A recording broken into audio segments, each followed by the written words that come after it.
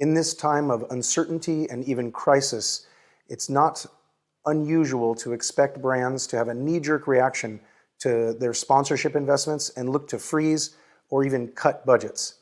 But we think the prudent thing to do is first ask yourself, are these sponsorships critical to my business? This is a time in which we should put on our CFO hat and ask ourselves, are these critical to driving true ROI? We know that an aware fan is 3 times as likely to buy and twice as likely to refer a product or service if they are aware and a fan of that team. That means some pretty serious positive ROI. And this is research we've done for hundreds of brands for over a decade. So the question is, are fans aware of my sponsorship or of my client's sponsorship? If the answer is yes, then we need to protect this investment. We should be looking at ways in which we optimize this investment in a time of great uncertainty.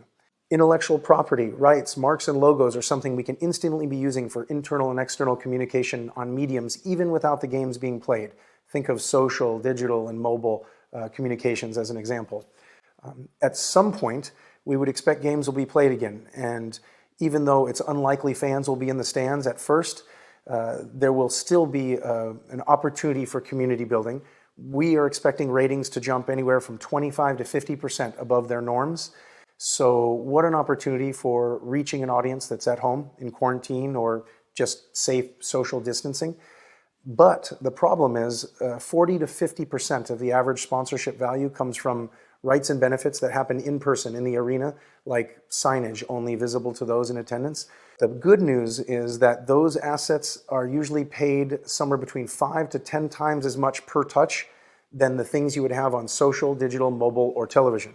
So if you're working through trade-off decisions and able to shift your inventory from in-person to television and all those other media assets I just described, you would, in theory, dollar for dollar, have 5 to 10x the reach, but first movers are going to win this game. There won't be enough for everybody to share. So I would encourage quick action. Also, someday, fans will be back in the arenas and stadiums. We will be living in a new normal. And in this new normal, there is an opportunity, a heroic opportunity, where a community is going to come back together again. And I think the time is now to ask yourself how you want to be involved and at what level you would want to be involved. In the event you don't have confidence that fans are aware of your sponsorship or you just don't know, you may be in a cost recovery situation. It may be a sunk cost and you may walk away and not activate in the slightest. But I would caution you that there is an amplifying positive effect of activating in normal times, up to the point of 50 cents on the dollar. So as an example, if you had $1 million sponsorship and rights fees, the first point of diminishing returns, not negative ROI, just diminishing returns, the curve is bending, is the moment when you spent 50 cents for every dollar, so 500,000 in my example of $1 million sponsorship. So with that said, you are in a situation, if it is unknown, you're probably looking for make goods or recuperation of your budget. And certainly you want to know that you're getting dollar for dollar value.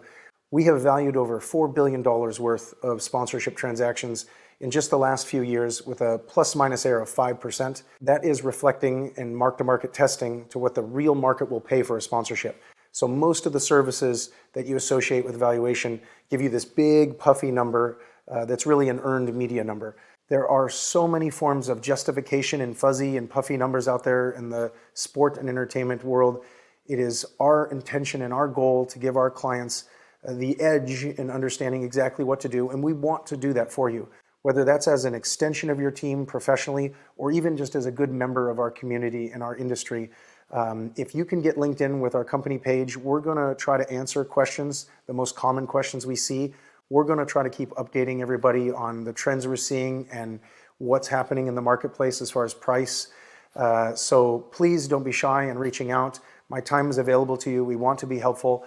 And if you can stay in touch with us here via LinkedIn, we'll do our best to help you again in the future as we know more. Thank you.